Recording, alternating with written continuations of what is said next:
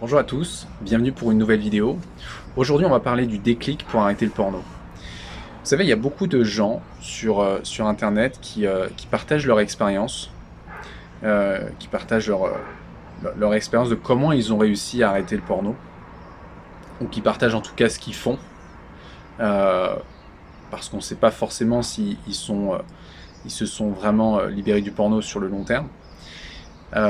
Et il y a une idée qui circule aussi beaucoup sur internet, c'est l'idée de croire que il est possible d'arrêter le porno à la volonté via un déclic.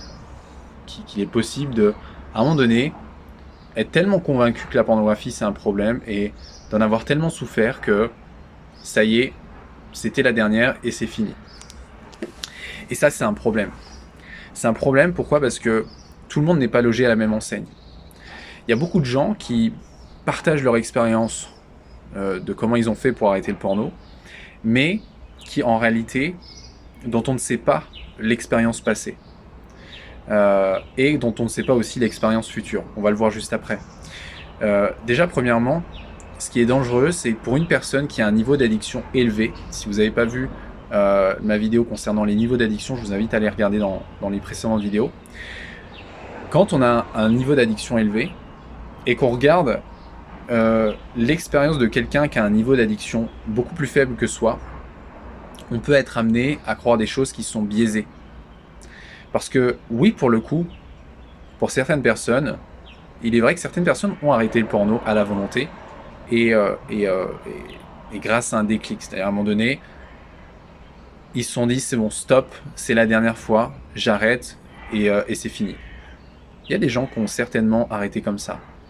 Mais ce sont des gens qui très certainement n'ont jamais eu en fait, n'ont jamais atteint le stade d'un niveau d'addiction à 4, 5, 6. Un niveau d'addiction moyen, voire haut. Donc c'est des gens qui avaient pas forcément véritablement de gros problèmes avec la pornographie. Qui un jour se sont dit tiens, c'est mauvais, je vois qu'il y a des choses sur internet qui disent que c'est pas bon. Éventuellement qu'ils expérimentent des conséquences négatives dans leur vie. Mais si ça a été possible pour eux, c'est certainement parce que leur niveau d'addiction n'avait pas atteint un stade suffisamment grand pour que ce soit insuffisant. Et c'est insuffisant d'arrêter le porno à la volonté à partir d'un certain stade. Et le problème, c'est qu'il y en a qui sont à des niveaux 5, des niveaux 6, qui galèrent à sortir du porno, et qui se basent sur l'expérience de ceux qui sont à un niveau 2, 3, pour se dire ok, pour baser leur façon de se libérer du problème. Et qui croient que, ok, comme il y a des gens qui, je vois leurs vidéos qui ont dit qu'ils ont réussi à se libérer là, à arrêter d'un seul coup, ça doit être possible pour moi aussi. Non. C'est pas possible pour vous si vous n'avez pas le même profil. Et le risque de vous baser sur ces expériences-là pour votre propre problème, c'est que vous allez vivre dans une illusion constante, dans un fantasme de croire que vous pouvez arrêter le porno à la volonté et sur un déclic. Ce qui n'arrivera jamais. Sinon, ce serait déjà arrivé.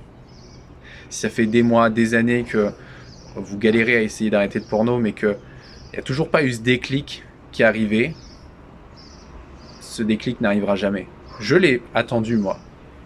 Un jour, j'y ai cru.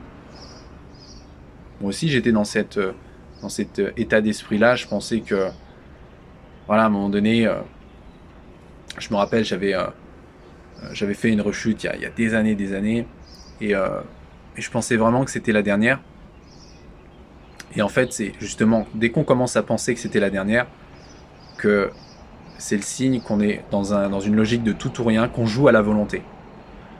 Quelqu'un qui mène sa libération, son processus de rétablissement, de reboot, de manière intelligente et stratégique, c'est quelqu'un qui est toujours dans cette anticipation et qui ne prend jamais les choses pour acquises. Donc, l'idée à comprendre derrière tout ça, c'est que Ne, ne basez pas, ne vous basez pas sur les gens qui partagent leur expérience de nofap pour vous faire une idée de ce que vous devriez faire. D'autant plus que, en fait, il y a des mecs, ils postent des messages, ils disent j'ai fait 90 jours sans porno et masturbation, ou 1 an sans porno et masturbation. Et quand tu regardes ce qu'ils font, en fait, c'est des bourrins, les mecs. Ils y vont que à la volonté, ils ont rien mis de spécial en place, à la rigueur de 3 trucs. Et du coup, on regarde ces vidéos, on fait waouh, putain, ils sont forts, moi aussi je dois pouvoir y arriver. Mais en fait, ce que ces gens-là ne nous disent pas, c'est la suite. C'est après, c'est 90 jours, ou après, c'est 6 mois, ou après, c'est 1 an. Qu'est-ce qu'ils sont devenus? Est-ce qu'ils ont continué? Est-ce qu'ils sont dans le contrôle de leur addiction? Est-ce qu'ils avaient déjà une addiction de départ? Et en fait, bien souvent, on ne sait pas. On ne sait pas, ou alors le mec nous dit que finalement, maintenant, il continue d'en consommer. Qu'en fait, c'était juste un challenge. Le mec s'est mis un challenge, l'a respecté durant la durée, mais en fait, n'a rien véritablement, il n'y a pas eu de vraie transformation. Il y a juste eu une période de temps d'abstinence, mais qui n'est pas véritablement une libération. C'est comme si je vous disais, voilà, j'arrête de fumer pendant 1 an, mais après je reprends. Il n'y a pas de... C'est juste de la pure volonté. Ok? Donc, faites attention quand vous voyez des gens poster des vidéos, poster des messages dans des forums, sur YouTube, et qui vous disent qu'ils ont arrêté le porno à la volonté. Moi, ça, j'y crois pas du tout. J'y crois pas du tout. Ou alors, si le mec a toujours pas rechuté, c'est que ce n'est qu'une question de temps avant que ça arrive. Ou alors, je sais qu'il compense. Il est dans la compensation avec d'autres types de comportements. Ça peut être des comportements non sexuels, hein, ça peut être la bouffe, ça peut être les jeux vidéo, ça peut être les films. Ça peut être aussi des comportements sexuels comme aller coucher à droite à gauche, aller voir des prostituées. Il y en a tellement qui croient aujourd'hui qu'ils sont sortis de leur addiction au porno juste parce qu'ils regardent plus de porno, ils se masturbent plus, mais par contre à côté, ils font que d'avoir des plans cul, ou pire même d'aller voir des escortes. Et ces personnes croient que c'est mieux, croient que ils sont dans la sexualité réelle, dans la vraie vie. Ils sont plus sur internet, donc c'est une grande amélioration. Vous êtes toujours dans l'addiction, sauf que vous voulez pas le voir. Vous êtes toujours dans la recherche de stimulation sexuelle, toujours en train de sexualiser les femmes, toujours en train de les considérer comme des objets de désir, prêts à assouvir vos fantasmes. Donc ne confondez pas les deux. Ne confondez pas abstinence et réussite de rétablissement. Ce sont deux choses différentes. Voilà, j'espère que ça vous a parlé, cette vidéo. Si c'est le cas, n'hésitez pas à mettre un petit commentaire en dessous pour me dire ce que vous en avez pensé. À mettre un like aussi pour que ça me permette de savoir un petit peu si ça vous a plu. Si jamais aujourd'hui vous vous rendez compte que ce déclic que vous avez attendu, ça fait trop longtemps que vous l'avez attendu, que ce fantasme que les choses s'arrêtent du jour au lendemain,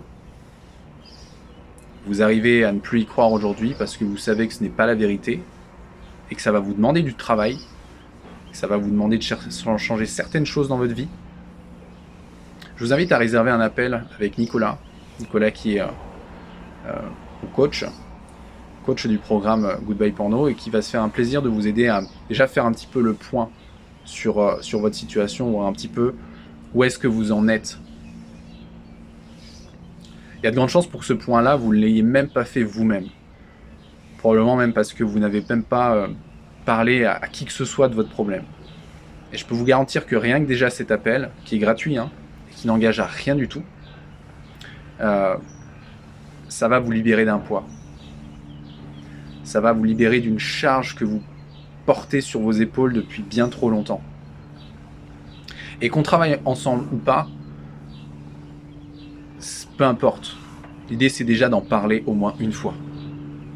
Et de voir déjà ce que ça fait au niveau énergétique. D'arrêter jouer au bourrin, d'être enfermé, de vouloir essayer de gérer les choses tout seul. Si ça avait fonctionné, si ça devait fonctionner, ça aurait déjà fonctionné pour vous.